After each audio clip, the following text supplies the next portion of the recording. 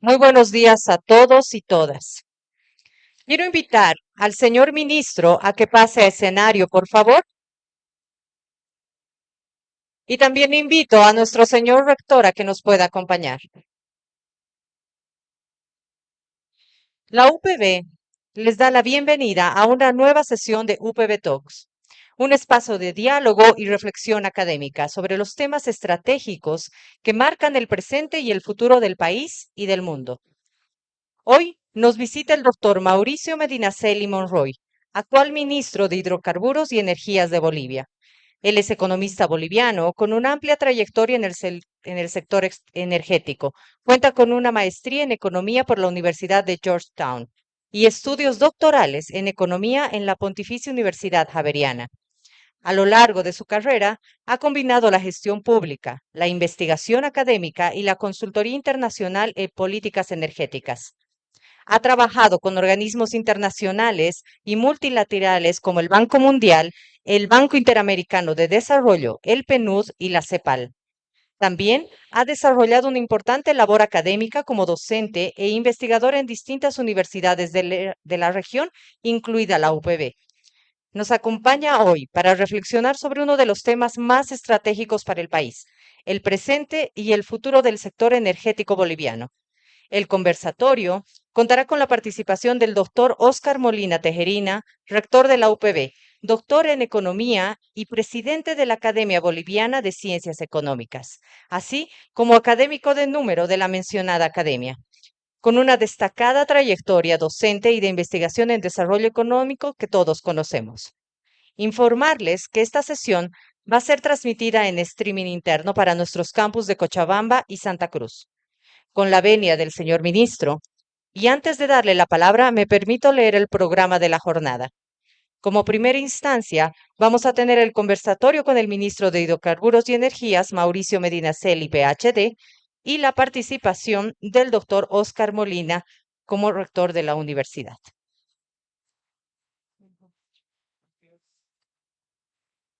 Gracias. Primero que nada, estimado Mauricio, muchas gracias por estar nuevamente en la UPB. Mauricio ha sido profesor de la UPB el tema de hidrocarburos durante muchos años en nuestros programas de posgrado, así que esta es una bienvenida a tu casa, querido Mauricio. Bolivia hoy enfrenta decisiones clave sobre su futuro energético y creemos que la UPB es el lugar natural para tener estas conversaciones con seriedad, con evidencia y con una visión de largo plazo.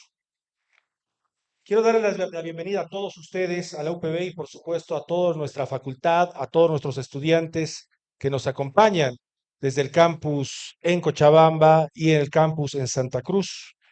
Y que verdaderamente hemos creado esta nueva serie que se llama UPB Talks, conversando con ministros, para justamente crear esta nueva línea de acercamiento entre lo que son las tomas de decisiones con los futuros profesionales de nuestro país. En este nuevo espacio buscamos abrir un espacio de conversación entre la academia, el sector público y el sector privado, y por supuesto con todos ustedes. Hoy, como bien decía el título de este UPB Talks, hablaremos de 4 leyes para dinamizar el sector energético: la ley de hidrocarburos, la ley de litio, la ley de energías verdes, la ley de electricidad. Y otra vez, querido ministro, muchas gracias por estar acá presente. Voy a comenzar directamente y vamos a pasar a la temática número 1 relacionado a hidrocarburos. Si está prendido tu micrófono, estimado ministro. A ver, la ley 3058 estableció contratos sujetos a un fuerte control estatal y a una elevada carga fiscal. En la nueva ley de hidrocarburos, ¿qué cambios se están considerando en los esquemas contractuales e incentivos para atraer de nuevo la inversión internacional de exploración y producción? El gobierno ha mencionado la posibilidad de establecer reglas diferenciadas según las regiones productoras. ¿Cuál es la lógica detrás de este enfoque, ministro? Bien, muchas gracias, doctor Óscar Molina Tejerina, rector de la universidad, doctor Alejandro Vargas, vicerrector del Campus La Paz, Mauricio Antesana, asesor de comunicación del rectorado, estimados colegas, aquí veo muchos colegas, estimados estudiantes, hombres y mujeres, gracias por estar aquí en en este conversatorio. Yo muy contento por la invitación que me hace la universidad. Doy clases en la universidad desde hace más de 10 años, yo creo. Bueno, daba. Y ahora nada, me toca estar en esta cartera. Yo quisiera, querido Oscar, aprovechar la primera pregunta para poner en contexto, digamos, lo que es la historia del sector hidrocarburos en Bolivia. Y de ahí pasar a la pregunta más puntual, porque creo que esta historia es interesante. Y si me permiten ir ahí, después voy a responder desde acá. Pero es interesante esta historia que yo quisiera compartir con ustedes. Déjenme poner esto acá. Bueno, hay, hay algo que me gusta de la historia de hidrocarburos, es que comienza de una forma muy inusual. Comienza con 3 disparos a un señor, a un chileno, en 1896. 3 disparos en la plaza de Sucre al mediodía. Entonces, es de todas las historias que uno escucha del sector hidrocarburos, esta es la que me gusta porque está bien concatenada. Entonces va un señor de apellido Cuellar a Sucre, va, lo ve a un señor Mata, de apellido Mata, chileno, y va y le da 3 disparos y lo mata. ¿De acuerdo? Lo mata. Entonces el señor Cuellar va a la comisaría y dice, yo lo maté y yo soy culpable de matar a este chileno. Resulta que este chileno, 1896, era el enviado de Chile para, digamos, las conversaciones de paz después de la Guerra del Pacífico. Entonces era una persona muy importante y este señor Cuellar mata a este chileno. Entonces la pregunta que le hace el comisario a la persona ahí, ¿y por qué lo mata? Y él dice, bueno, porque él tenía un conflicto ahí con este señor, un conflicto interno familiar, digamos. Entonces agarra y al señor Cuellar no lo meten preso y lo mandan al Paraguay. En el Paraguay, el señor Cuellar, estamos hablando de 1897, 1898, el señor Cuellar agarra y ve las incursiones de paraguayos en la frontera con Bolivia. Entonces, a raíz de esas incursiones, le escribe en quechua a su hermano, el doctor Cuellar, que era el asesor del presidente de esa época. ¿Y por qué le escribe en quechua? Porque como las cartas las revisaban los militares paraguayos, entonces quería que no se entera. Entonces, el señor Cuellar le escribe a su hermano, al doctor Cuellar, y le dice, hay unas incursiones en el Paraguay. Entonces, el presidente de la época manda al doctor Cuellar, de hecho era doctor porque estudió medicina en París esa época, entonces, digamos, era una persona muy ilustrada. Y mandan una expedición ahí al Paraguay, al Chaco, y en el Chaco no descubren ninguna incursión paraguaya, pero lo que descubren es que las mulas en el lomo empiezan a desgastarse y empiezan a sangrar estas mulas. Y ahí los que le acompañaban al doctor Cuellar le dicen, hay algo ahí por ahí que ayuda a curar el lomo de las mulas. Entonces van y el doctor Cuellar ve y dice, pero si este es el petróleo del que tanto hablan los gringos, porque los gringos, digamos, empezaron en 1860, 50 a comercializar. Entonces el doctor Cuellar recoge una muestra de petróleo en el Chaco y la manda a Nueva York. Y en Nueva York le dicen, este es un petróleo de alta calidad. Entonces el doctor Cuellar funda en 1910 una compañía que se llama Sindicato de Petróleo y logra traer a un perforista argentino para empezar las operaciones. De forma paralela en Santa Cruz, el señor Lavandes firma el Sindicato de Oriente Boliviano. Bueno, entonces, ¿por qué esta es la historia? Porque el doctor Cuellar queda sin dinero porque le salen malos esos 2 pozos de perforación y pide dinero al único que tenía dinero en esa época, que seguro han leído, es Patiño.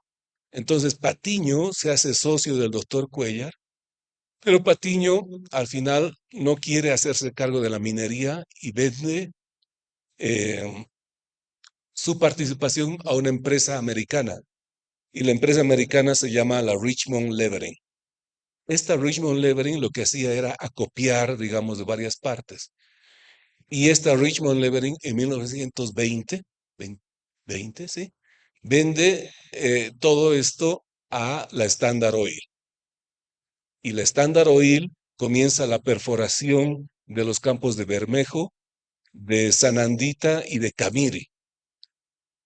Entonces, en 1932 estalla la Guerra del Chaco. Y si ustedes piensan que en este momento tenemos problemas de gasolina, ese momento era el infierno total, porque el presidente de la época, el señor Salamanca, no tenía gasolina ni para tanques, ni para aviones, ni para nada. Entonces lo que hace el señor Salamanca es eh, incursionar, invadir y tomar las posesiones de la Standard Oil. Y hay la guerra. En 1936 funda YPFB y nacionaliza la Standard Oil en 1937. Viene entonces la YPFB, cosecha todo lo que hizo la Standard Oil y hay una caída en la producción entre 1945 y 52. Entra el gobierno de Víctor Paz Estenssoro y contrata a un buffet norteamericano que se llama el buffet Davenport. Y el buffet Davenport saca el código Davenport en 1956. Entonces, este código Davenport era muy neoliberal, si quieren. Trae muchas empresas y dentro de esas empresas trae la Gulf. Y la Gulf en los 60 descubre los megacampos de esa época en Santa Cruz, los campos de Colpa y Caranda. Entonces esos campos revolucionan el sector de hidrocarburos en Bolivia porque tenía mucho gas. Y como Bolivia no tenía el mercado de gas, deciden vender este gas, exportarlo a la Argentina a 5 centavos el millar de pie cúbico. Y eso enfurece a los bolivianos y nuevamente nacionalizan en los 69 la Gulf. Y YPFB cosecha lo que hizo la Gulf, como hizo con la Standard Oil, pero el mal manejo hace que nuevamente, por segunda vez, disminuya la producción de petróleo en los 80. De esta forma, en 1990, Jaime Paz Zamora saca una nueva ley donde incorpora los contratos de asociación. Antes había un decreto ley de Banzer del 72 con contratos de operación. Y Gonzalo Sánchez de Lozada saca la ley 1689 para atraer inversión. Traen por tercera vez Standard Oil Gulf y por tercera vez traen el sector privado, reactiva la producción en el sector privado, crecen las reservas y el 2006 se nacionaliza por tercera vez el sector y nuevamente se cosecha y cae la producción. Entonces, lo que quiero destacar con esta historia, chicos, antes de pasar a las respuestas de Oscar, es que este es un péndulo en el que vivimos los bolivianos desde hace 100 años en el sector de hidrocarburos. Este péndulo consiste en atraer inversión privada, recuperamos reservas, sube la producción, se nacionaliza, se cosecha, cae la producción por un mal manejo estatal, nuevamente se trae la inversión privada, se recupera, se nacionaliza, se cosecha y cae. Entonces es tercera vez que estamos en este afán. ¿Y por qué les digo esto? Porque todo el esfuerzo que estamos haciendo ahora, ustedes y nosotros, quitando el subsidio, sacando una nueva ley de hidrocarburos, cambiando institucionalmente el sector, no quisiera que cuando ustedes tengan 30, 40 o 50 años, venga un movimiento que por cuarta vez nacionalice todo el esfuerzo que estamos haciendo ahora por levantar el sector. Entonces, ese es el contexto histórico en el que yo quiero decirles que estamos 100 años en el sector petrolero en Bolivia y nuevamente por cuarta vez en, en este péndulo. Entonces, en este contexto, ahora sí permitan sentarme, Permitan que me siente. Ya respondiendo a las preguntas, la ley 3058, la actual ley de hidrocarburos, es una ley de cosecha. Lo que queremos es una ley de siembra. Entonces, para eso, lo que estamos haciendo es disminuir o tener un sistema tributario que vaya de la mano con el riesgo geológico. Como estamos en un ambiente académico, ustedes seguro me entenderán. Los impuestos que se paga en la parte de exploración y explotación están en relación al riesgo geológico del área. ¿Qué quiere decir esto? Uno no puede cobrar el mismo impuesto en Tarija que en La Paz, porque el riesgo geológico es distinto, las condiciones son distintas. Entonces, lo que estamos haciendo en la ley de hidrocarburos es considerar distintos impuestos para distintos niveles de producción, distintos mercados, distinto nivel de precios. Se está incorporando una tipología contractual que irá como anexo a la ley y tenemos no solamente el deseo de quitar el subsidio a los líquidos, sino quitar el subsidio al gas natural. Este es un desafío gigante porque implica un incremento en las tarifas de electricidad. Y es por eso que tenemos que, digamos, calibrar esto para no dañar a los deciles 1, 2, 3 e inclusive el decil 4, ¿no? No sé si eso responde a tu Sí, pregunta. sí, perfectamente. Oye, y en tu amplia experiencia académica, obviamente, y también profesional, tú has trabajado mucho sobre el tema de hidrocarburos, también como académico de número de la Academia de Ciencias Económicas. Y uno de los elementos, y lo conversábamos un poco antes de entrar acá, se refería a lo que podría ser el rol de YPFB en el futuro. En este momento, YPFB básicamente tiene toda la cadena de valor en el sector. En esta nueva ley que se está trabajando, que están proponiendo, ¿cómo se contempla el rol futuro de YPFB? ¿Más como un operador directo o como actor que facilite las asociaciones de inversión privada? Bien, decirles a los jóvenes, yo viví muchos años fuera del país. De hecho, vivía en Colombia antes de llegar para asumir este puesto. A mí me da pena YPFB y el país porque somos actualmente traders de gasolina y diésel. Hemos perdido, hemos perdido nuestra cualidad de país productor e YPFB ha perdido su cualidad de empresa productora. YPFB lo único que hace es 5,000 tipos para importar gasolina y diésel. Y en esa línea, la conversación de los últimos años ha sido obviamente la escasez o posiblemente escasez por falta de exploración de gas natural. ¿Cuál es hoy la referencia de reservas que utiliza el gobierno verdaderamente para planificar el sector? Por ejemplo, se habló hace algún tiempo atrás de un megaproyecto como acá en el norte de La Paz. ¿Es verdaderamente, va a cambiar la situación sobre nuestras reservas de gas? Y si no se producen nuevos descubrimientos de gas, ¿cuánto podría Bolivia enfrentar la necesidad de importar gas natural? Algunos hablan del 28, 29, se especula mucho de esto, pero ¿qué se está haciendo verdaderamente sobre el tema del gas? Y porque tú acabas de mencionar que el objetivo sería quitar el subsidio del gas. Ok, pero eso va a depender mucho también de la capacidad productiva que tengamos de propio gas, porque si no vamos a tener que al final utilizar los gasoductos a la inversa. Bien, en este momento el aparato productivo del país y la generación de electricidad está consolidada sobre el gas natural. Tenemos una planta de generación térmica en el sur que utiliza mucho gas, que está con poco nivel de producción al momento. Entonces, lo que tenemos que hacer es preparar el mercado para una posible importación de gas desde Argentina. ¿Y qué quiero decir con preparar el mercado? Permitir que un gas de 4 o 5 dólares el millón de BTU entre a Bolivia. Y para eso debemos quitar el subsidio que actualmente tiene el gas natural. No sé, quizás ustedes chicos saben, pero cuando el gas natural se comercializa en el mercado interno, está en el orden de $1, digamos, por unidad.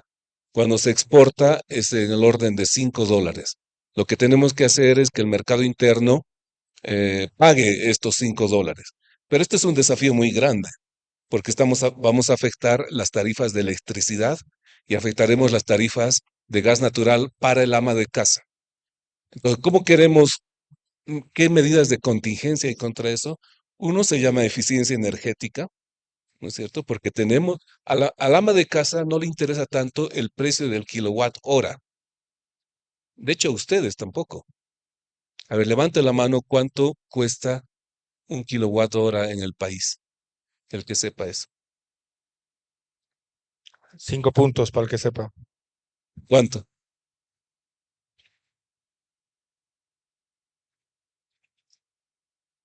¿Quién más sabe? Levante la mano los que saben cuánto cuesta un kilowatt hora. ¿Ven?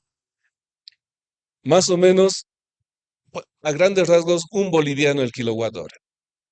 ¿De acuerdo? Pero para que vean, ustedes chicos, preocupados del medio ambiente, preocupados con lo verde y no saben cuánto cuesta un kilowatt hora. Porque lo que ustedes ven es la factura de electricidad, el monto de 100, 200. Entonces lo que queremos atacar es a la factura, disminuyendo el volumen de compra de electricidad con eficiencia energética. En Colombia hay unos buenos sistemas para proteger a estratos pobres, estrato 1 y 2, pero esta eliminación del subsidio del gas natural tiene que darse en un plazo de 18 meses. Claro, más adelante vamos a tocar más. Pero tema, Mamaya. Bien, en Mayaya el desafío es que si hay gas ahí, no lo transportaremos hasta Brasil, sino esta alimentará una planta termo que está muy cerca. Entonces, y así no construimos el ducto que va por, de hecho, una reserva. Entonces, la idea es, en lugar de transportar gas natural, transportar electricidad. A ver, voy a un tema que tiene que ver con la coyuntura actual internacional. A ver, el conflicto actual en Medio Oriente ha generado presiones de alza en el precio internacional del petróleo, ha llegado a superar el barril los $100. Y al mismo tiempo, Bolivia ha iniciado ajustes parciales en los subsidios a los combustibles. Lo hemos conocido todos. Ha sido un exitoso ajuste en los últimos años y lo consideramos al final del día muy exitoso. Y obviamente esto se convierte en un tema estructural para las finanzas públicas del país. Entonces, mi pregunta, ministro, es, ¿cómo influye la evolución del precio internacional del petróleo en estas decisiones de política energética y fiscal? ¿Y cómo van a plantear esta situación en el corto y mediano plazo frente a esta alta volatilidad que seguramente se viene en los próximos meses? Bien, de hecho, la eliminación del subsidio a la gasolina y el diésel se la debo a ustedes. Debo agradecerles a ustedes y sus familias, porque ustedes son los que están pagando más por la gasolina y el diésel. Y estamos en este momento bajo fuego porque subimos eso y la calidad nos está jugando, digamos, sucio. Pero el esfuerzo de quitar el subsidio es un esfuerzo que refleja la madurez del pueblo boliviano. Les digo, en ningún país del mundo se ha dado algo como lo que se dio en Bolivia. En ningún país del mundo hemos logrado subir el diésel en un factor de 3 y la gasolina en un factor de 2. En otros países del mundo ha habido muertos. De hecho, en nuestro país hubo conflictos, qué sé yo. Entonces, eh, ahora la pregunta, a un precio de $100, ya salieron muchos analistas indicando lo que tú dices, que hay que ajustar el precio, qué sé yo. Entonces, aquí alguien me puede decir, ¿qué es lo primero que tenemos que ver cuando el precio del petróleo sube a $100? Levante la mano, sin problema. Si ustedes fueran ministros, ¿qué harían? ¿Qué harían? Sí, ¿qué harías tú?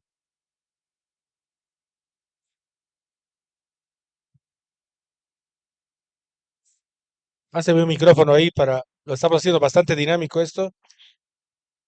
Ahí páseme un micrófono. El alma de profesor de Mauricio. Bueno, yo diría que ante la subida de de los precios habría que ver el tema de de los que te importan, bueno, los que te dan el diésel. En este caso, creo, tengo entendido que Trafigura es el que nos da la gasolina y el diésel, entonces habría que ver otras opciones de precios, a ver qué te ofrecen otras importadoras, otras transnacionales, que son básicamente esas. Bien. ¿Otro? Allá, por favor. Si no se van a dormir los muchachos. Está bien, me fascina.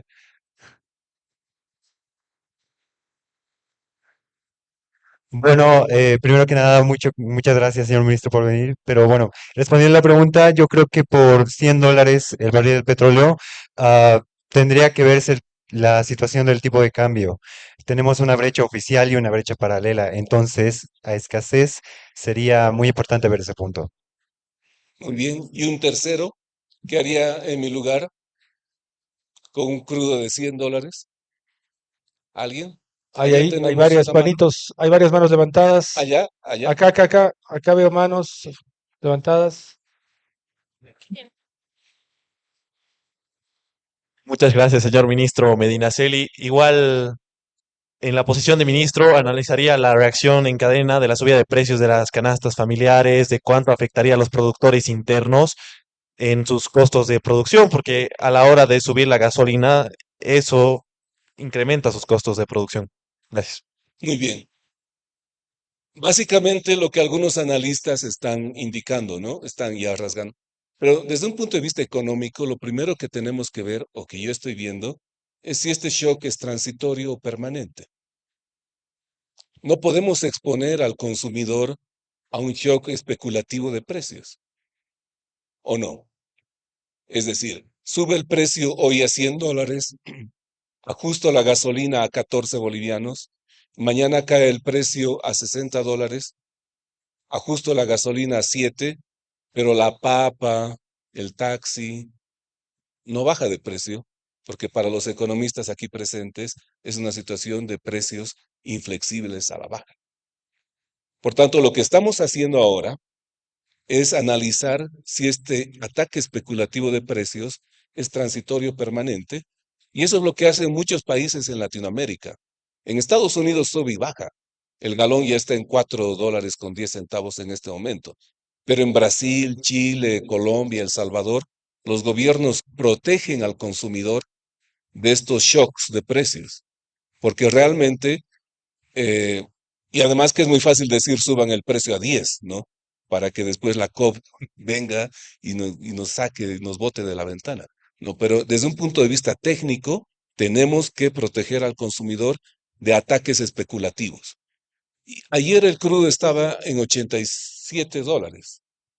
Cayó $15 en un día.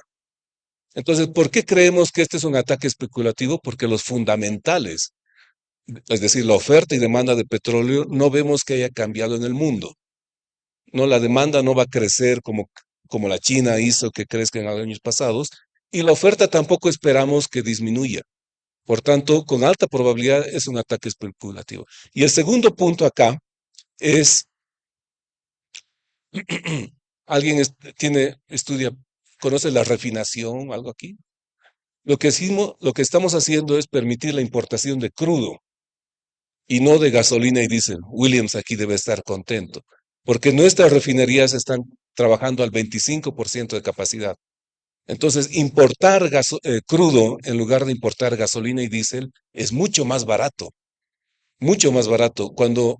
Por tanto, lo que queremos es internalizar los costos de la transformación de crudo a gasolina dentro de las refinerías del país. Entonces, esas son las estrategias que estamos llevando a cabo.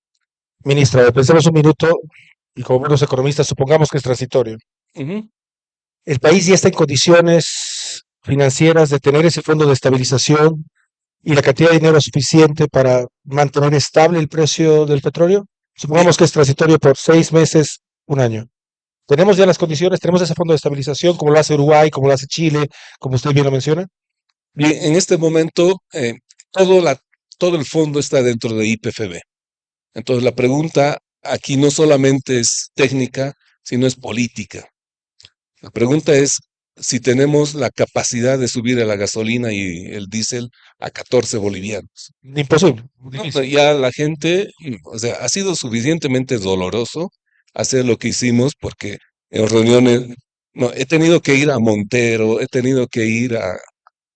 Lo difícil, y esto desde un punto de vista teórico, lo digo querido rector, lo difícil no había sido levantar el subsidio. En todos los papers que uno lee para levantar el subsidio, dice, ¿no es cierto? Afecta a los más pobres, estas son las estrategias de comunicación que hacías. Lo difícil para nosotros ha sido el después.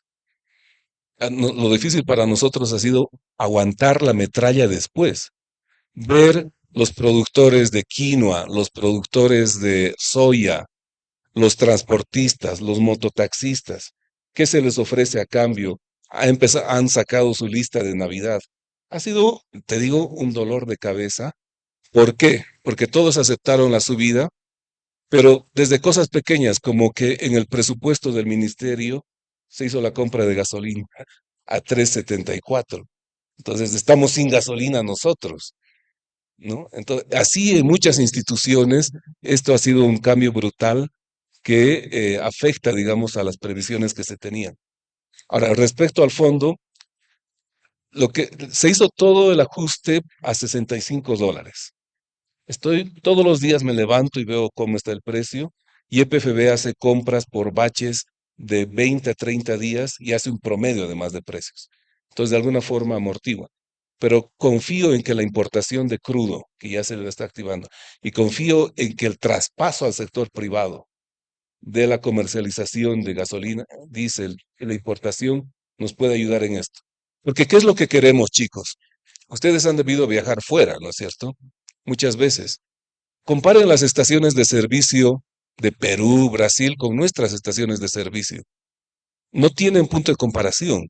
Entonces queremos atraer al sector privado para que YPFB salga, digamos, no completamente, pero salga de esa parte de la cadena y sea Petrobras, sea Aramco de Arabia Saudita, sea Shell, sea Primax, los que se encarguen de vender gasolina diésel en el país.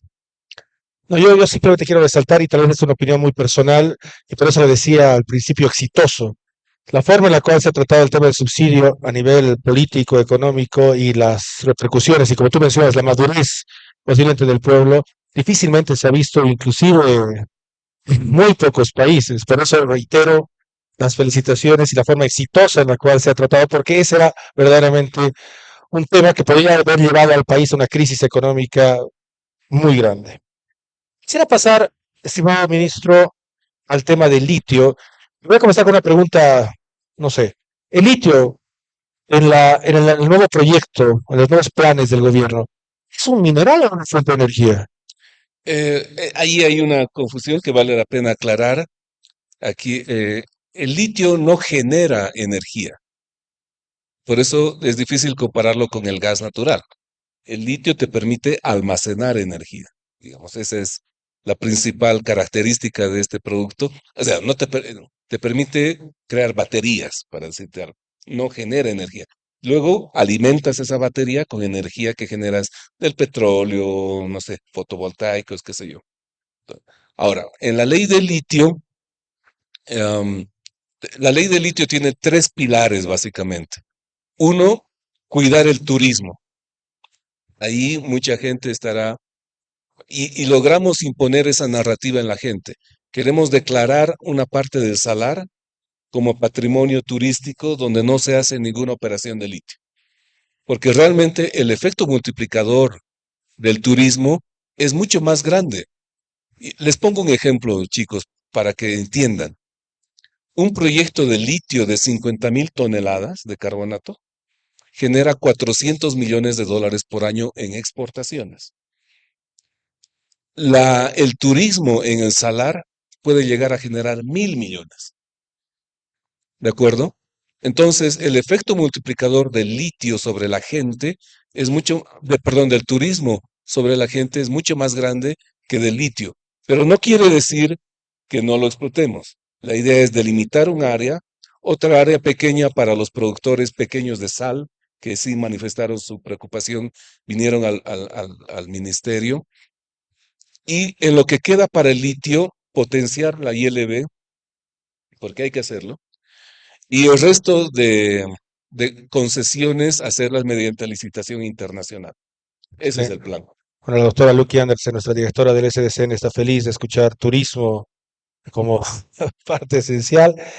Y en esta línea del litio, ministro, ¿cómo se están diseñando los mecanismos de inversión y de esquemas contractuales para atraer tecnología, capital y nuevos actores de desarrollo del sector? Lo digo esto porque hace ya muchos años hablamos que y el litio nos va a cambiar la vida, pero la situación es muy diferente. Y en el mundo se está viendo inclusive la generación de alternativas al propio litio. Entonces, ¿cuáles van a ser los incentivos? Porque claramente esto es vía inversión extranjera directa. Así es. Primero ya tenemos asegurado un financiamiento de la Unión Europea para reactivar la planta de Yipi. Y lo que se hará es que estas piscinas que no sirven mucho, cambiaremos a a una distinta tecnología.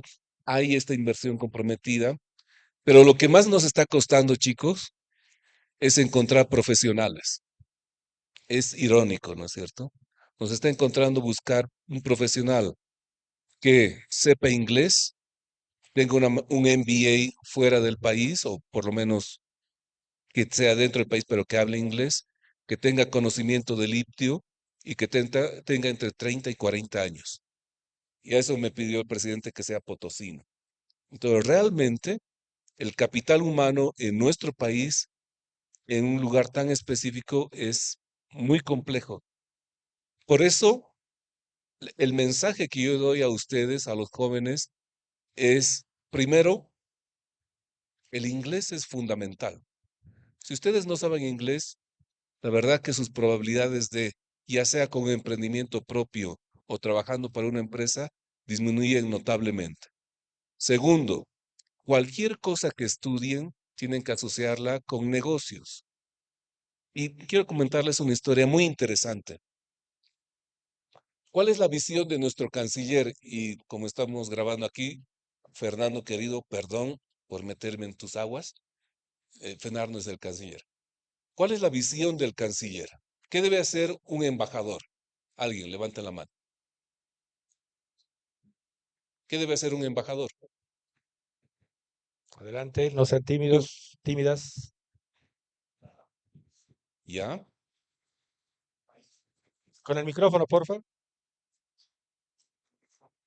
Sí, gracias. Decía representar al país en el país en el cual va a estar como embajador, representar a su país, Ujú.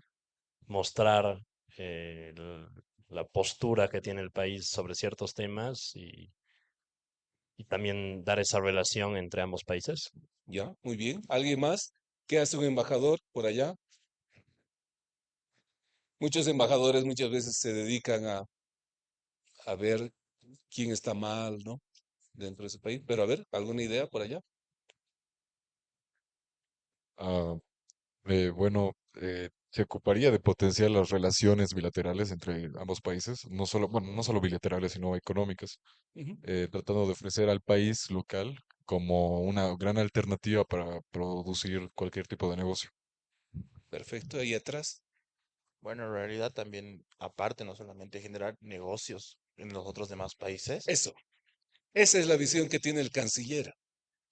Si a mí una embajada me cuesta $100,000 al mes, tiene que redundar en una inversión en el país de 1 millón o 2 millones o 3 millones.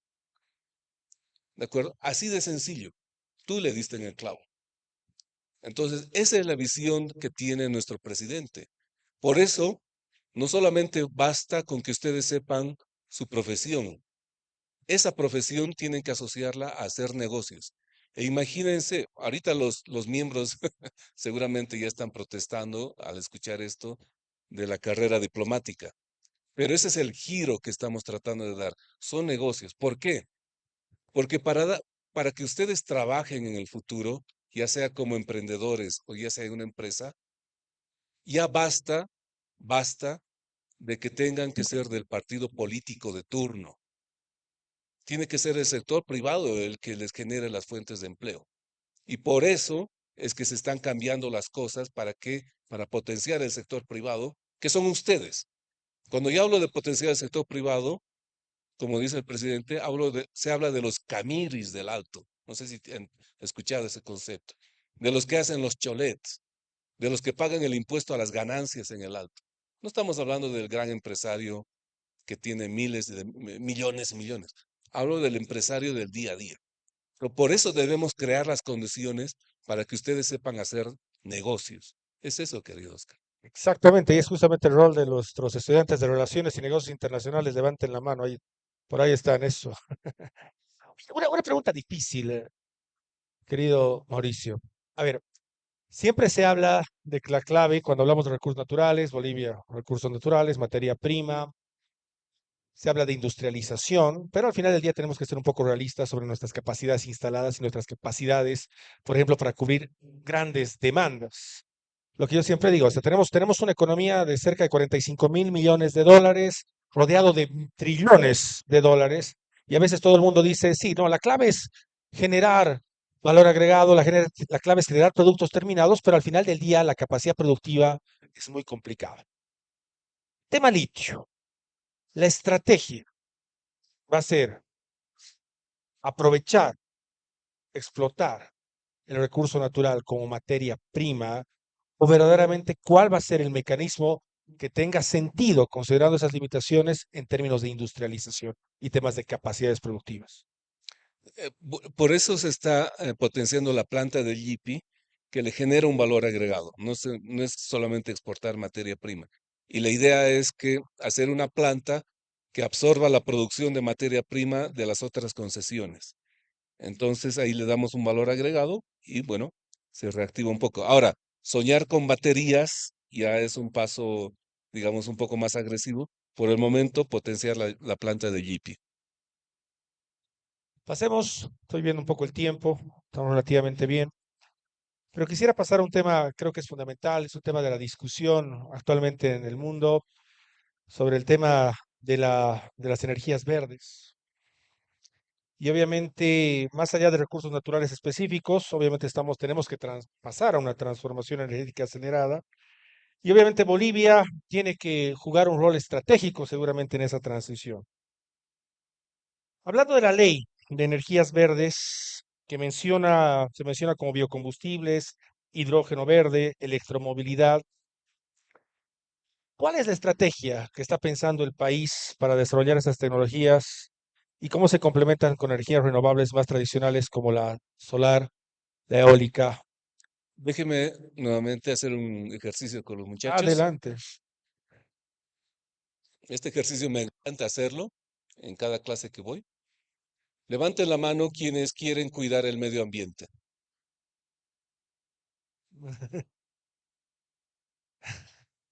Está bien, está bien. Hay un consenso general en que hay que cuidar el medio ambiente, ¿no es cierto? Ya, está bien, está bien.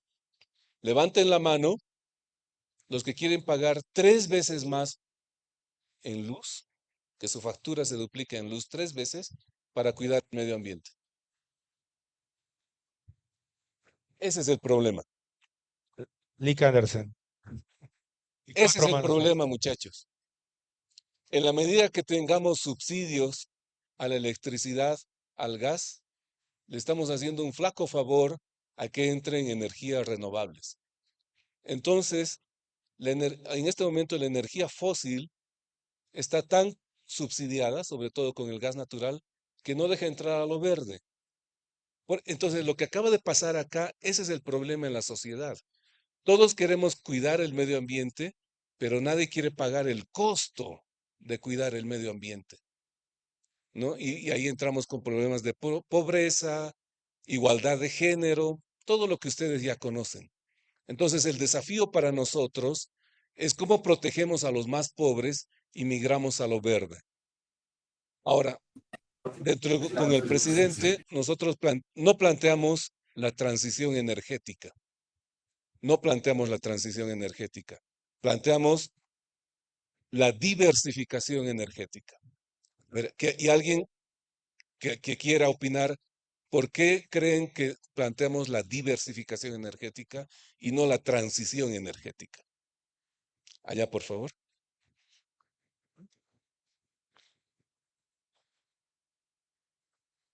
Porque nuestra economía es muy dependiente de las energías fósiles. Entonces, si planteamos cambiar totalmente, estamos hablando que tenemos que reestructurar completamente nuestro país. Si hablamos de diversificación, hablamos de un cambio mínimo en el porcentaje de energías fósiles a cambios de energías renovables. Pero hacer un cambio total, así una diversificación total, es más factible que un cambio total a energías renovables. Ya, pero, a ver, otra opinión.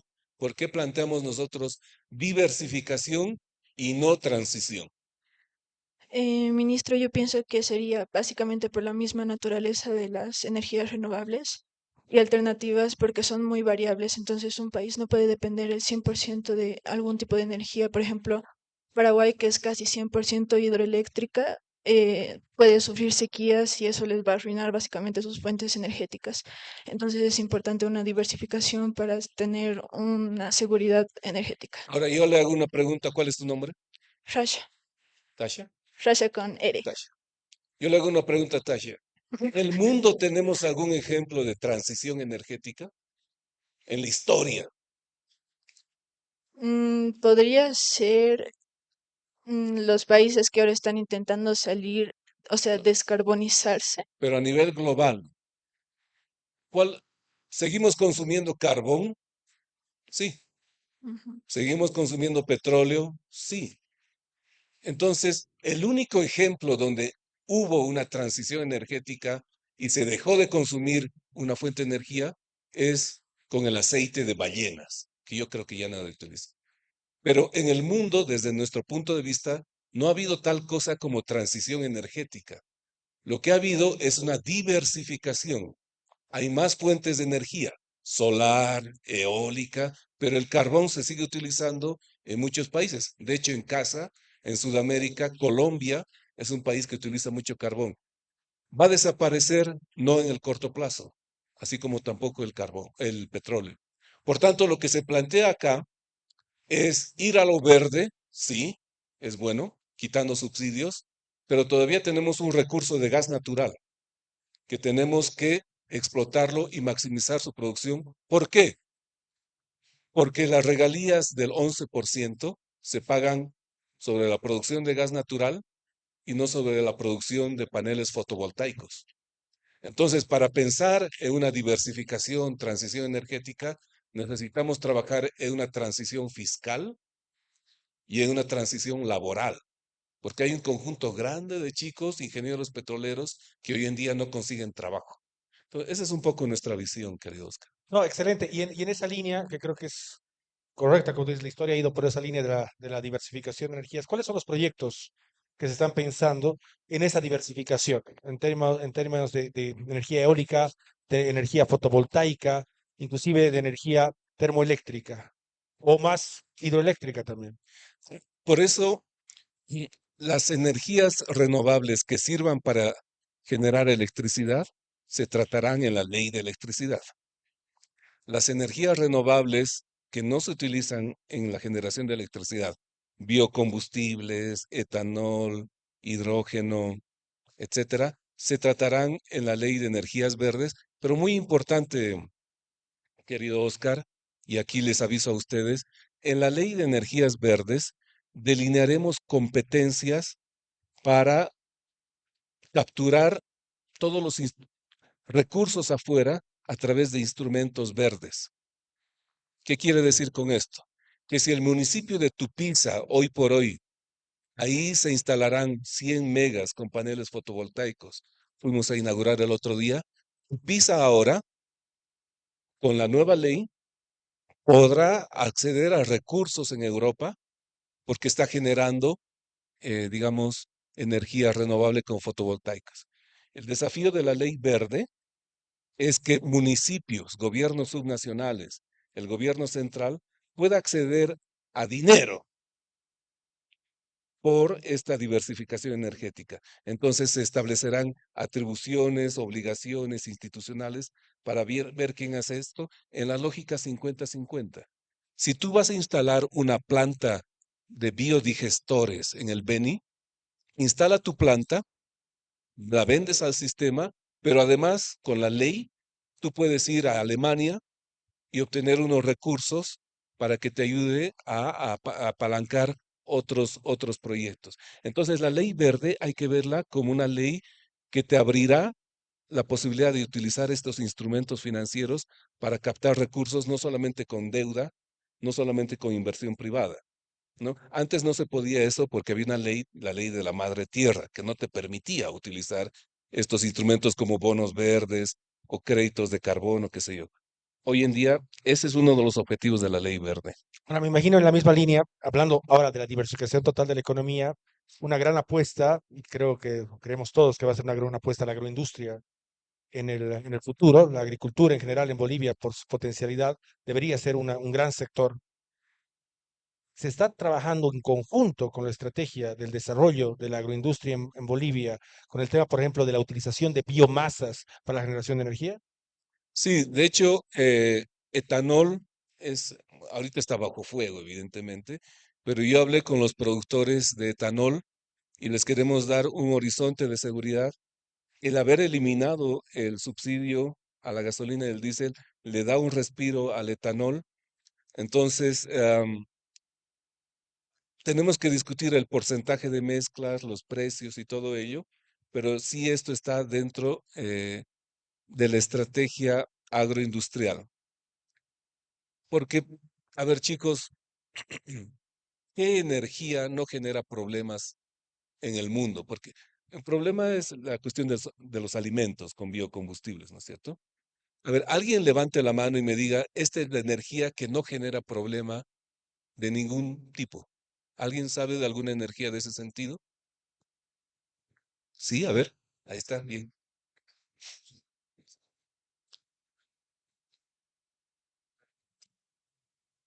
¿Cuál energía no genera problemas al resto de humanos? Los biocombustibles, porque cuando ellos se transforman en energía, la cantidad de dióxido de carbono que genera viene a ser la misma que generaría esa especie vegetal cuando muere.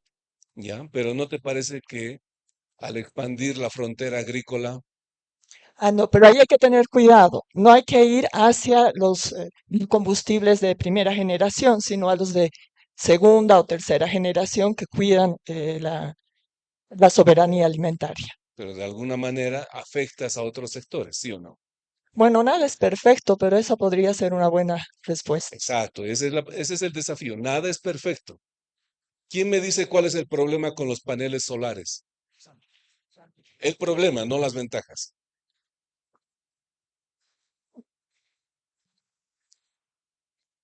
Bueno, en realidad, como el gran problema que tuvo en Uyuni, por ejemplo, fue el que algunas especies murieron en realidad con el tema de la planta que hay ahí, bueno, de la planta solar que hay ahí, que tenemos en Uyuni.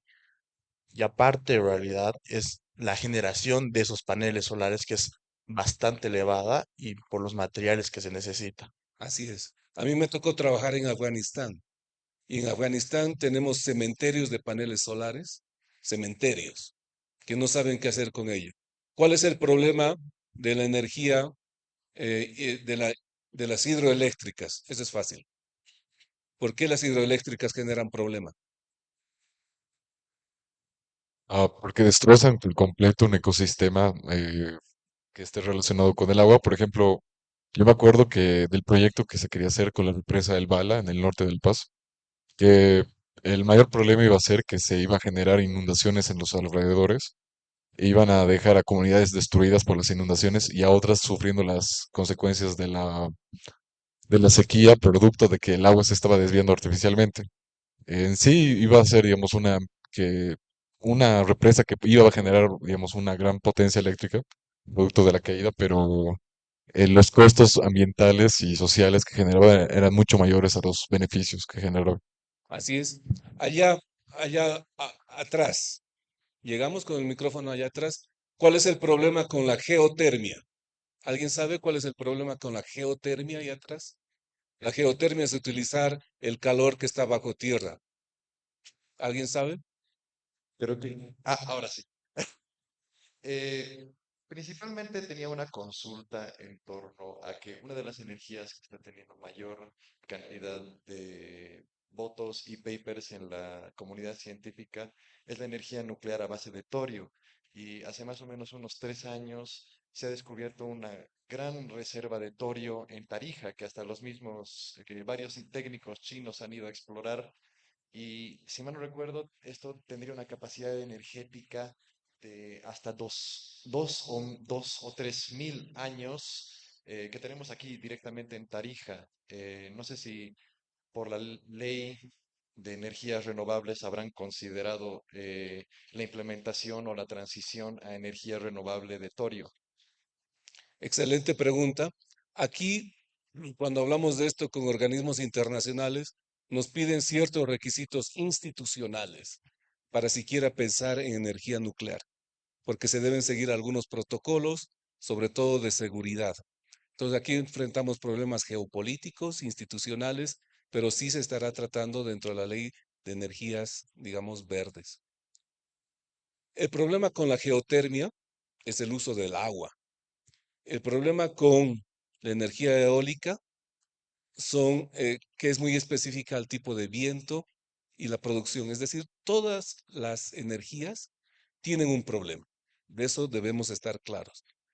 Por tanto, la ley de energías verdes lo que trata es de hacer más eficiente el sistema, donde se permitan biodigestores, Beni, ahí, donde se permite energía solar, Oruro y Potosí, ahí. Entonces, hacer el sistema más eficiente según el sistema, perdón, el lugar geográfico. Excelente. Mencionaste mucho durante toda nuestra tu exposición y tu participación el tema de la energía. Pasemos al tema de electricidad. Pasemos al tema de electricidad y lo que sabemos que Bolivia actualmente cuenta con 3.600 megawatts de capacidad instalada, me corriges si estoy mal, mientras que la demanda actual es de 1.700 megawatts. ¿Cómo se piensa gestionar esta capacidad instalada ociosa, particularmente en las termoeléctricas a gas? Quitando el subsidio al gas natural y permitir la importación de gas natural desde Argentina, si es que nosotros no logramos revertir la caída en la producción de gas. Porque, y esto una vez más, permite que los productores, y un tema importante, en la ley de hidrocarburos permitiremos que la Coca-Cola, por ejemplo, compre gas natural directo a Repsol, en un contrato directo. Lo mismo con las termos. Bajo esa lógica, si la idea va a ser quitar el subsidio al gas y como tú mismo lo dijiste, va a haber un incremento natural al precio de la energía eléctrica, tal vez ahí también viene a ser interesante la diversificación de otras fuentes de energía dependiendo de las características de cada zona o región. Claro, la ley de electricidad prevé un sistema de subastas. No sé si han escuchado en otros países del mundo, a través de un sistema de subastas, las primeras energías en entrar son las energías más baratas. ¿Existe en este momento en la planificación del sector eléctrico, Mauricio, algún estudio de expansión de mínimo costo que defina qué proyectos deben desarrollarse, en qué tamaño y en qué regiones del país? Sí, pero lo hace ENDE. Tenemos que hacerlo al interior del Ejecutivo para tener este estudio de prospectiva. Pero yo aprovecho tu pregunta no solo para decir eso, sino que también estamos trabajando en lo que se llama la taxonomía verde. La taxonomía verde nos permite identificar, nos permite evadir lo que ya han llamado el greenwashing, ¿no es cierto? Esto nos permite diferenciar cuáles son los proyectos que son verdaderamente verdes de los que no son verdes, y en ese proyecto está la perspectiva energética donde se incluye electricidad. Excelente, excelente.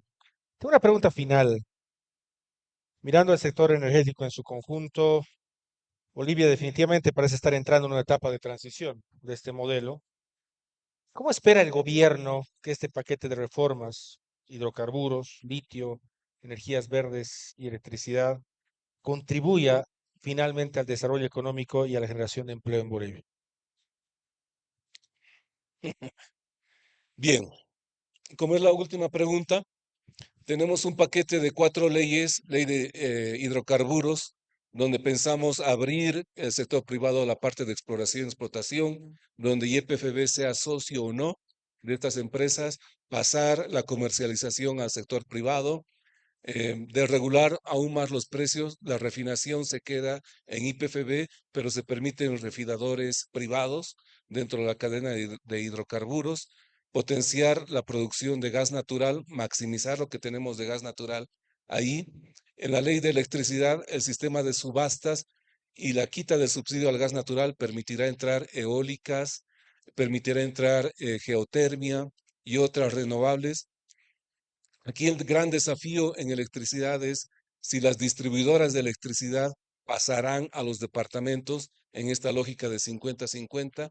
En la ley verde, lo que se quiere es definir un área para el turismo y que eso no se toque, y el resto otorgarlo a través de tender internacionales, reforzando la planta de GP, perdón, esto del litio.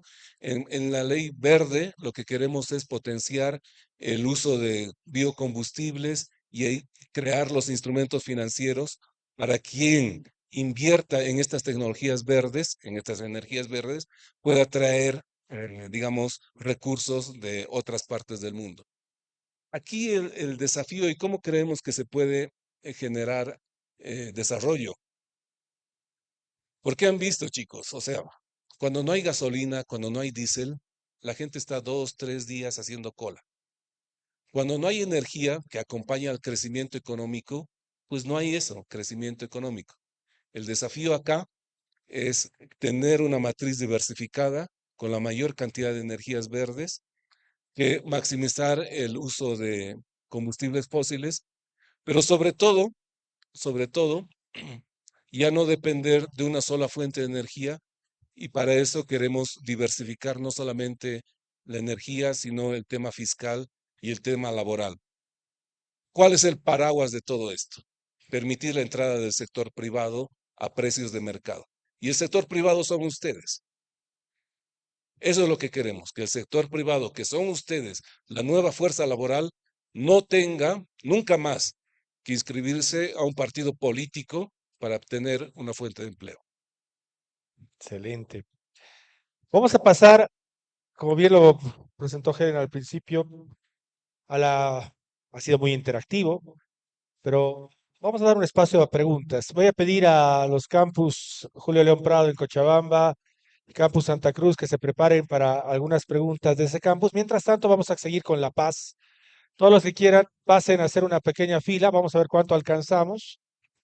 Lo que les voy a pedir, por favor, a todos los estudiantes es que sean preguntas concretas, directas al ministro, por favor, y cortas.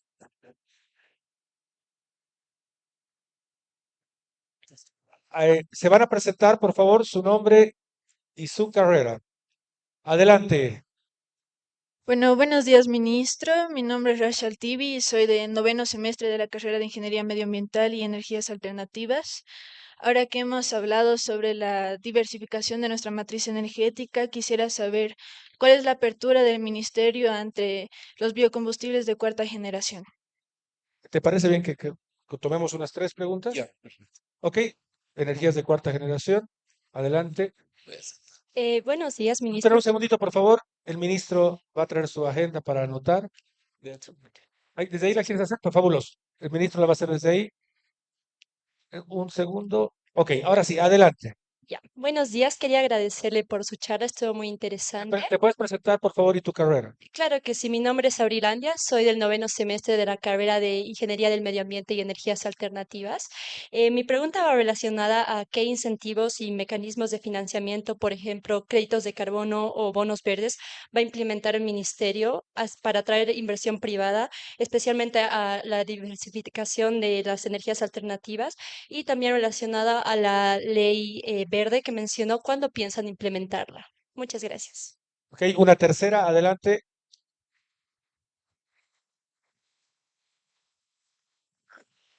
Bueno, muchas gracias. Buenas tardes, ministro. Mi nombre es Israel Pinto. Yo, bueno, ya soy ingeniero de energías alternativas y medio ambiente.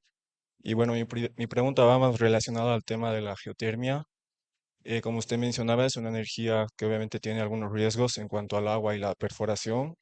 Entonces, pero más allá de todo eso, siendo un país que depende de una fuente base como las termoeléctricas a base de gas natural, mi pregunta es también si se va a incentivar el uso de potencias base como las hidroeléctricas y la geotermia, que son energías que pueden producir energía eléctrica mucho más tiempo que la solar o la eólica que dependen de factores variables, porque además la geotermia puede permitir el uso industrial a través del calor o también sectores turísticos, como por ejemplo Islandia, que utiliza mucho la geotermia para su producción de energía eléctrica y abastecimiento de sistemas de calor.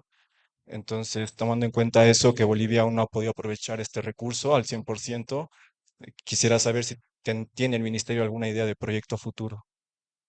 Sí, Excelente. Adelante, por yo, favor, ministro. bien, quisiera comenzar con la última pregunta. Excelente. Porque es cierto, la hidroelectricidad y la geotermia, a diferencia de la solar y la eólica, son fuentes de generación constante. Completamente de acuerdo, ingeniero. Ingeniero. Completamente de acuerdo. Ahora, tenemos un proyecto en Laguna Colorada, donde pensamos instalar 200 megawatts con apoyo de JICA, aunque JICA está ofreciendo un costo muy alto para 100 megawatts, 600 millones de dólares, cuando 100 megawatts en Tupiza estamos obteniendo con 100 millones, no 600. Entonces, lo que estamos pensando acá es un- un acuerdo público-privado para que con ENDE entren a desarrollar esto y este proyecto de geotermia genere electricidad para abastecer a la minería en Chile. Ese es el proyecto más importante que se tiene. En términos de hidroelectricidad, evidentemente hay proyectos en carpeta que se los tiene que terminar. Hay una muy buena fuente de energía que no daña tanto el medio ambiente, como dijeron acá, daña pero no tanto, y esta es una fuente importante para disminuir la presión sobre la energía fósil, sobre las termos de gas natural. En términos de instrumentos financieros, la ley verde lo que hace es definir atribuciones. ¿Quién viaja a Europa? ¿Quién se hace cargo de manejar estos recursos? Municipios, gobernaciones, el Estado central. ¿Cómo el Estado puede ayudar a conseguir estos recursos? Y de hecho, ya aprobamos un decreto que es una muestra de lo que se quiere hacer. Este decreto lo que dice es lo siguiente: si usted tiene una capacidad instalada entre 1 y 6 megawatts en el lugar y le sobra electricidad, puede vender electricidad al sistema. ¿Qué quiero decir con esto? Imaginen que un banco, el banco mercantil, el que sea, pone paneles solares, ¿de acuerdo? Utiliza la electricidad de lunes a viernes, digamos, la que genera, pero el sábado y domingo no utiliza electricidad. Entonces, con este decreto, esta electricidad va a poder venderla al sistema interconectado nacional y recuperar algo de dinero. Entonces, esos son el tipo de instrumentos que queremos implementar. Y respecto a los biocombustibles de cuarta generación, en realidad lo que estamos haciendo con la ley verde es consolidar la actual producción de etanol, pero por supuesto delinear precios, delinear impuestos para otro tipo de biocombustibles. Adelante, por favor. Buenos días, señor ministro. Mi nombre es Daniel Oblitas, de la carrera de Derecho, aquí en la UPB. Ministro, mi consulta es respecto a la situación actual de los combustibles, consultarle qué aditivos y a qué precio se está comprando y desde cuándo se están aplicando los aditivos a la gasolina actual. Y también consultarle si ustedes como gobierno están seguros de poder sostener estas cuatro propuestas de cambio de ley, dado que en un decreto supremo, como mencionaban, con el levantamiento de la subvención, de los 121 artículos, solamente se mantuvieron 36. Entonces, si ustedes piensan que tienen la gobernabilidad suficiente para poder sostener las cuatro leyes que propone. Gracias. Buenas tardes, ministro. Mi nombre es Dimitri Vaca, soy de Relaciones Internacionales. Pero ya tengo, como mi compañero bien dice, tengo una queja en realidad, es sobre el tema de la gasolina. Yo, en mi caso concreto, hace 2 meses he comprado un auto híbrido, como quien dice, para ser relativamente bueno. He tenido ese problema de la gasolina, ya tengo carbonillo. Y otra consulta que tengo en realidad es, si vamos a hacer un hub, como queremos, el gobierno quiere hacer el tema del aeropuerto en Santa Cruz, ¿qué vamos a hacer con el tema de el EcoJet, el EcoFuel, como se dice? Porque ahorita es demasiado caro, es la gasolina, como bien dice, para los aviones es la más cara a nivel internacional o Sudamérica. Muchas gracias. Buenas tardes, señor ministro. Yo me llamo Camilo García, soy de primer semestre de Economía y tenía, bueno, más que todo, dos preguntas para hacerle. Uno, Averigüé que usted fue ministro en el 2005, igualmente de hidrocarburos, y quisiera preguntarle cómo es que tal vez en ese momento teníamos una mucha mejor realidad sobre estos hidrocarburos porque teníamos más cantidad, y por qué en ese momento tal vez algunas políticas fracasaron y ahora recién estamos aplicando otras políticas alternativas en base a los errores del pasado. Y otra, sobre el tema de las subvenciones, ¿cómo esto tal vez influye en el salario? Porque tal vez al aumentar el precio de una buena manera, eso puede incluir a que la gente deje de consumir esos servicios y busque otras fuentes alternativas. Por ejemplo, en vez de usar transporte, autos, minibuses, tal vez la gente empiece a andar más en bicicleta. Gracias. Bien, un segundo bloque más complejo, pero déjeme comenzar con con la última pregunta. Es cierto, yo fui ministro de hidrocarburos el año 2005 y el 2005-2006, pero era un gobierno de transición claramente. Claro, en esa época no se importaba gasolina, pero el tema es que en los últimos 20 años la política pública estaba destinada a cosechar y no a sembrar. Entonces se subieron impuestos, se nacionalizaron las cosas y es por eso que estamos en la situación en la que estamos hoy. Respecto a la gobernabilidad, me voy al punto uno. Es una de las grandes críticas. El presidente nos planteó el desafío de presentar estas leyes para el 22 de marzo, porque ahí estará reconfigurado el nuevo sistema político, digamos, del país, pero tenemos la orden del presidente de trabajar de forma conjunta con, digamos, la asamblea. Y voy a juntar la pregunta 1 y 2 en términos de aditivos. Es cierto, es decir, el tema de la calidad nos ha golpeado muy fuerte, sobre todo dentro de IPFB. No creo que no vale la pena que yo repita lo que ya hice en las entrevistas, me interpelaron con senadores, qué sé yo. Lo que se está haciendo ahora es controlar el tema de calidad, pero desde un punto de vista teórico, y estás invitado, hermano, ahí ya está habilitado el WhatsApp, se va a devolver todo lo que tuvieron este problema, se está habilitando el seguro y el reaseguro, pero aquí desde un punto de vista teórico y para un posible paper futuro, es que la quita del subsidio nos ha generado un conjunto grande de enemigos. Entonces, ¿por qué? Porque había unas rentas creadas. No se olviden, los que desviaban el diésel ganaban $3 millones por día. Entonces, quitar un negocio de $3 millones por día a alguien, indudablemente nos va a generar enemigos por todas partes. Entonces, les invito a que estudien esto en términos de paper, que vean que los grupos, sobre todo los que estudian y les gusta la política, ¿no? Los grupos que se beneficiaron de una forma de hacer las cosas, ahora están inclusive dentro de nuestras instituciones, digamos, molestando. Y les quiero decir, mucha gente nos critica que no cambiamos la gente, el personal sigue el antiguo. Ustedes han debido escuchar eso. No es fácil cambiar. No es fácil cambiar porque hay mucha gente que tiene inamovilidad laboral porque regalaron los carnets de discapacidad en el pasado. Hay gente que está bajo la ley del trabajo, entonces no hay dinero para pagarles lo que llaman los finiquitos. Y está siendo muy difícil encontrar, pero pronto IPFB lanzará un programa de contratación de jóvenes profesionales, ahí están invitados todos ustedes, para que puedan de una forma transparente trabajar en ello. ¿Es difícil? Sí es difícil, no cabe duda. Siguiente, por favor. Gracias. No, por favor, vamos a ir a Cochabamba. ¿Me pueden cambiar la pantalla acá? Aquí también. Vamos a ir a Campus Cochabamba. No sé si están listos. Tenemos ahí, creo, preguntas. Adelante. ¿Está el Ok, audio listo? sí, yo soy Esteban Torrico de la carrera de Ingeniería en Medio Ambiente y Energías Alternativas.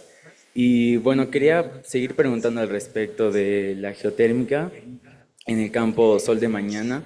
Tengo entendido que también se realizó una prueba piloto con acompañamiento de JICA. Quisiera preguntar el estado de esta y en qué tiempo se... Ok, tenemos más preguntas. Vamos con todas las preguntas de Cochabamba. Veo otra persona también de pie. Adelante con la otra pregunta más. Buenas, mi nombre es Isaac Tawada de la carrera de Ingeniería Financiera y la propuesta de futuro energético está bien, pero ¿qué piensa de PDVSA, que invirtió bolivianos 160.000 el 2008 y se retira el 2025 con más de 11.000 millones de bolivianos sin pagar los tributos correspondientes? ¿Qué opina del daño económico al Estado por no pagar el IVA correspondiente? Gracias. Ok, ¿tenemos alguna más en Cochabamba? Bueno, Hablen un primeramente, poquito más lejanos al micrófono, por favor, chicos, en Cocha, chicos y chicas. ¿Tenemos una más? internacionales. Diversos estudios señalan que en Tarija tienen uno de los mejores corredores de viento del sur del país. ¿Existiría algún plan específico para desarrollar parques eólicos en el departamento de Tarija? Ok, gracias. Adelante, por favor, ministro. Sí. Bueno, respecto del proyecto Sol de Mañana, ahí me tocó trabajar porque me contrató la empresa mexicana que hizo el estudio de prefactibilidad. Entonces, lo que vimos ahí es que las finanzas funcionan, el potencial es bueno, entre 100 y 200 megawatts, el uso de agua, digamos, está razonable. El problema en este momento es el acceso a ese lugar, pero la prueba piloto fue satisfactoria, digamos. Hay un buen potencial. El tema es construir la línea de distribución, de transmisión desde Sol de Mañana hasta el norte de Chile. Respecto a PDVSA, no entendí muy bien la pregunta, pero entiendo que se invirtió 11.000 millones, hay un daño económico al Estado, qué sé yo. Bueno, eh, parece, ya hicieron memes de mi caso, muchos estandaperos se hacen la burla de mí, pero está bien. Pero realmente lo que se heredó es muy complejo, es demasiado complejo. Y en estos 4 meses que estamos en el gobierno, los primeros 2 meses estuvimos bajo fuego, quitando el subsidio y enfrentando a la COP, y los otros 2 meses con el tema de la calidad. Poco a poco, este es un proceso de ver qué es lo que se hizo en el pasado. Y respecto a Tarija, evidentemente hay un proyecto. De hecho, nuestro presidente, cuando fue alcalde, instaló este proyecto, pero hasta ahora no está funcionando. Entonces, la idea es incorporar al sector privado para que aproveche el potencial de Tarija en eólico, y en Potosí también tenemos eólico. Adelante. Gracias. Volvemos a La Paz. Adelante. Cortas, concretas. Ok. Buenos días, mi nombre es Daniela Luis, soy de la carrera de Medio Ambiente y Energías Alternativas y mi pregunta va más hacia la estrategia que tiene el gobierno para tener esa transición energética que dijeron y que para una matriz energética diversificada, sostenible, detallando estos roles de las energías renovables, la eficiencia energética y las innovaciones tecnológicas en el sector hidrocarburos de energías en general. Y si hay alguna propuesta interesante de alguna ley o alguna regulación. Gracias. Adelante, por favor, la siguiente. Bueno, buenos días, señor ministro. Soy Cristiano Nostre de la carrera de Administración de Empresas, primer semestre. Bueno, usted ha dicho que bueno, actualmente somos traders de los productos, ¿verdad?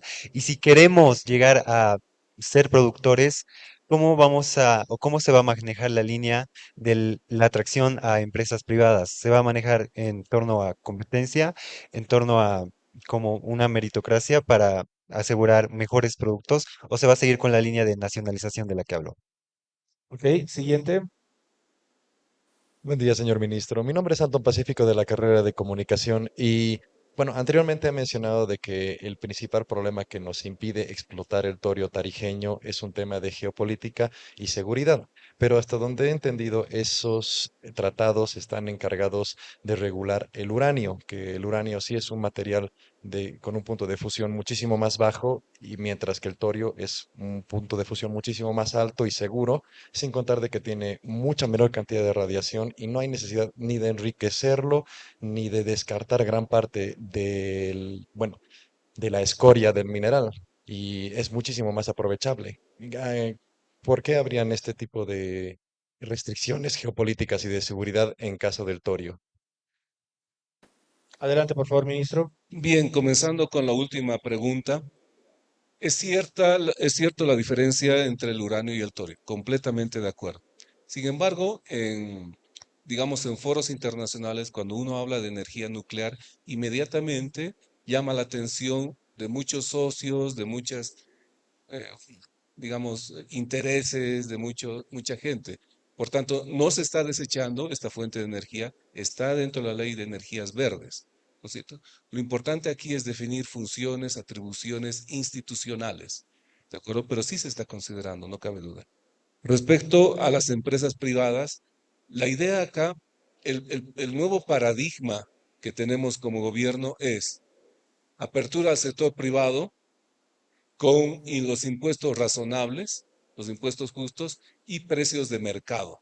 Parecerían tres cosas muy sencillas de lograr, pero vivimos en una economía de precios altamente regulados, subsidios por todas partes.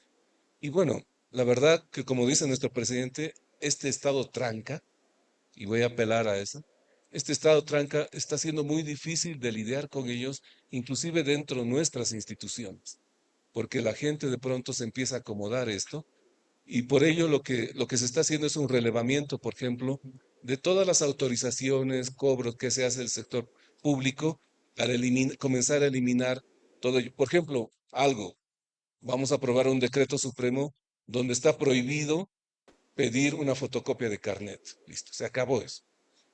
No va a haber ninguna institución que pida ni fotocopia de carnet ni certificado de nacimiento. Todo va a ser digital. Esas son las cosas que estamos haciendo. Y respecto a la transición, diversificación energética, sí, hay una estrategia que está delineada en esta ley verde y la ley de electricidad. Lo que queremos es que sea el sector privado el encargado de llevar esto con precios de mercado y, digamos, instituciones menos burocráticas. El último grupo, ¿no es cierto? Excelente. Vamos a ir a Santa Cruz. Por favor, vamos a ir a Santa Cruz en este momento. Ellos están en sus aulas compartiendo esto. Adelante la pregunta en Santa Cruz. Buenos días, ministro. Soy Ricardo Landívar de Sistemas Computacionales. Quería preguntar qué inversiones si se van a hacer inversiones en el área de la energía nuclear para diversificar las energías bolivianas. Muchas gracias. Energía eólica. ¿Se ha entendido bien? Adelante. Energía eólica. ¿Qué proyectos sobre el tema de energía eólica? Ya. Bueno, en términos de energía eólica, hay un prospecto en Potosí y hay un posible prospecto justamente en Tarija. No tenemos el monto de las inversiones en este momento, pero depende, sobre todo están afincadas en el sur del país por el momento. Siguiente, por favor. Adelante con La Paz, última ronda.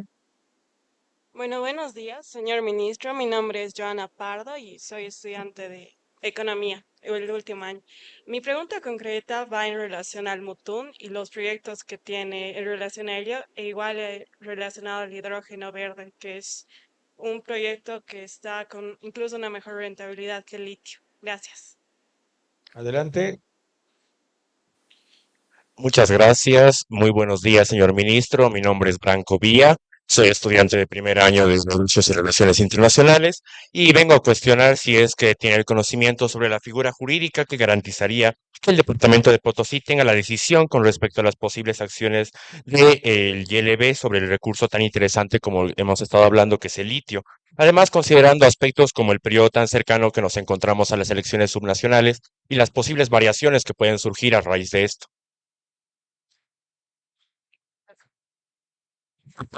Buenos días, señor ministro. Dos preguntas simples. El tema del gas, si nosotros todavía tenemos como Bolivia los recursos suficientes para abastecer los años futuros. Y la segunda pregunta es si las empresas privadas tienen el precio internacional para poder ellos traer el combustible, ya que usted nos indicó que va a ampliar el tema del mercado a las empresas privadas. Y el otro consejo que le podría dar, porque estoy como estudiante de diplomado, estoy en este tema de las empresas privadas de las estaciones de servicio, que realmente la burocracia en la NH, YPFB y Metro y sustancias controladas se van demasiadamente pasando la pelotita. Las programaciones que nos dan en cantidades semanales es de la NH, de YPFB, y a veces cuando se hace un reclamo ni ellos mismos saben en qué contexto están. Me gustaría que lo pueda reducir toda esa burocracia que tiene una cantidad de instituciones públicas que la verdad a veces no sirve para nada. Gracias. Bien. Bueno, me siento en el día a día en el ministerio, porque realmente son el tipo de argumentos que recibo todos los días y que se intenta solucionar. El Mutum, bueno, eso pertenece a la cartera de minería, pero ya tiene el contrato de abastecimiento de gas natural y justo la próxima semana estaremos en una bilateral con el presidente Lula para hablar de este tema del Mutum y probablemente sea una asociación público-privada con gente de Brasil para que pueda activar esto. Respecto a la ILB y su relación con Potosí, está claro, el mensaje que yo quiero lanzar a Potosí es que ninguna ley de litio saldrá sin el consenso con las instituciones sociales de Potosí. Tanto los comités cívicos como las poblaciones que están cerca del salar son parte y serán parte de la discusión sobre este proyecto de ley y el futuro también de la planta de Yipi. Respecto a la pregunta si tenemos gas, hay un grupo de geólogos que menciona que no tenemos gas y otro grupo de geólogos donde está Petrobras, y yo me incluyo, no como geólogo, pero como creyente en eso, que sí hay gas natural. Hay 2 prospectos en este momento que podrían duplicar las reservas de gas que tenemos hasta ahora, pero claro, es necesario darles condiciones económico-jurídicas para que funcionen. Y respecto a las trancas en la ANH, que levante la mano, ¿quién dijo eso? De las trancas de... Sí, lo que haremos es poner una nueva institución, ya no la NH, y en IPFB también cambiaremos esto, pero introduciendo al sector privado en la comercialización, esperamos que todo esto se, digamos, mejore, porque introduciremos esta suerte, parece que tú estás en el sector de bloques de comercialización mayorista, que funcionó muy bien en el año 2000 hasta el 2005, cuando yo fui ministro. Bien, esas son todas las preguntas, me parece. Un fuerte aplauso, por favor, para el ministro de Hidrocarburos de Energía. Querido Mauricio, por favor. Qué mejor manera de haber iniciado este ciclo de los UPB Talks conversando con ministros que con Mauricio Medinaceli en el tema tan importante que es para nuestro país como es la energía. Y déjame decirte, creo que estamos en grandes manos, así que sigamos adelante. Para la UPB ha sido un placer tenerte en este primer ciclo. Es ya una tradición que podamos entregar el búho que representa nuestro galardón y agradecimiento a nuestros speakers en la serie de UPB Talks y también una serie de nuestros nuevos souvenirs que muestra la foto de nuestros 3 campus en las 3 ciudades y algunos regalos. Pero nuevamente, querido Mauricio, estás frente a un reto muy grande porque la estrategia energética del país es y será fundamental en los próximos años. Así que muchas gracias por haber estado acá. Muchas gracias a todos los estudiantes de La Paz, Cochabamba y Santa Cruz, a todos los profesores y nos vemos en una próxima serie de los UPB Talks en algún momento. Gracias a todos ustedes, muy gentiles.